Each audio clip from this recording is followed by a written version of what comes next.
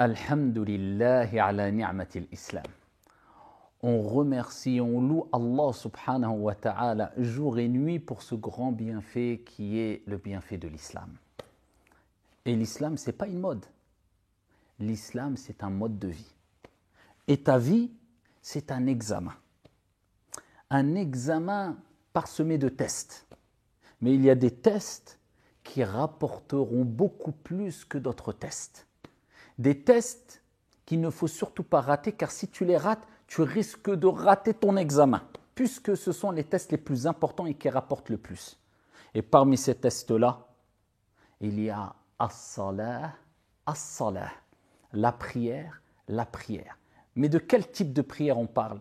La prière mécanique qui a été appelée par le prophète alayhi salatu wassalam et considérée par le prophète sallallahu alayhi wa sallam comme étant la prière de l'hypocrite qu'Allah subhanahu wa ta'ala nous en préserve, c'est-à-dire la prière bâclée, la prière qui est lourde, la prière qui est considérée comme étant une corvée pour certains qu'Allah tabaraka wa ta'ala nous en préserve, où on parle de la prière qui a un goût particulier, une saveur. Cette prière-là qui, par la permission d'Allah, ouvre les portes de la réussite ici-bas et du paradis dans le delà.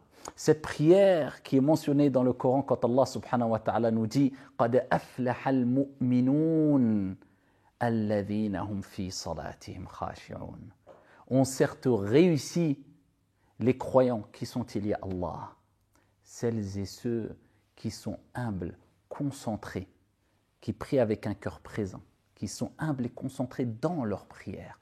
Fi athna'i salatihim, pendant leur prière, ils vident l'esprit, ils lèvent les mains et ils disent Allahu Akbar, Allah est plus grand que mes soucis, que mes problèmes, que mon travail, que cette vie d'ici-bas et tout ce qui s'ensuit. Allahu Akbar, ils jettent tout derrière eux et devant eux et ils disent Allahu Akbar. Et ils rentrent dans un monde qui est ce monde de spiritualité, ce monde de foi, ce monde qui apporte énorme pour le cœur du croyant.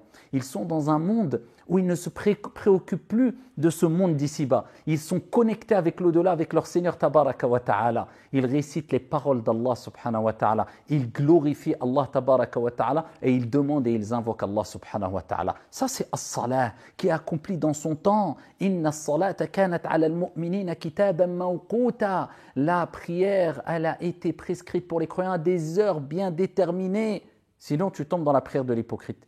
Qu'est-ce que la prière de l'hypocrite? Anas ibn Malik radiyallahu anhu arda, comme il est relaté dans Sahih Muslim, il nous rapporte que le prophète sallallahu alayhi wa sallam a parlé de la prière de l'hypocrite, de celui qui accomplit la prière de l'hypocrite.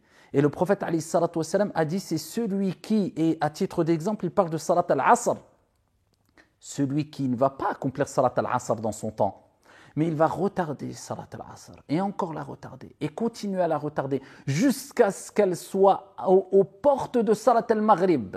Et vous savez qu'il y a un temps où il est fortement déconseillé, voire interdit d'accomplir la prière, sauf si tu avais une excuse vraiment valable. C'est ce qu'on appelle waqtu daruri, le temps de nécessité. Et pour al-asr, ce temps, eh bien, entre une quinzaine ou vingtaine de minutes avant l'heure de l'Maghrib. Eh bien, il parle de la personne qui va retarder l'Asr jusqu'à ce qu'on soit quelques minutes de Salat al-Maghrib, voire quelques secondes, et il se lève, il se rend compte que c'est Salat al-Maghrib, et il fait rapidement ses ablutions, et il prie rapidement en bâclant sa prière, « Wala yadhkurullah illa qalila » Et bien sûr, il n'a pas le temps d'évoquer Allah et se concentrer. Le prophète, il dit, et il n'évoque Allah que très peu. Qu'Allah subhanahu wa ta'ala nous en préserve. Est-ce que nous avons ce comportement-là? Est-ce que nous accomplissons nos prières de cette manière-là? Est-ce que nous faisons la prière de l'hypocrite? Sommes-nous des gens qui ont une ressemblance avec les hypocrites qui évoquaient Allah subhanahu wa ta'ala à l'époque du prophète alayhi salatu wassalam, comme Allah l'a mentionné dans le Coran, mais Allah nous a rappelé qu'ils n'évoquaient Allah illa qalila que très peu. Ils évoquaient Allah mais très peu. Est-ce qu'on fait partie de ces gens-là qui, quand on fait le ruku' subhana rabbiyal azim et on se lève rapidement, et quand on s'est levé rapidement, on veut se prosterner. Et quand on s'est prosterné, on a à peine eu le temps de dire Subhan Rabbiyal A'la.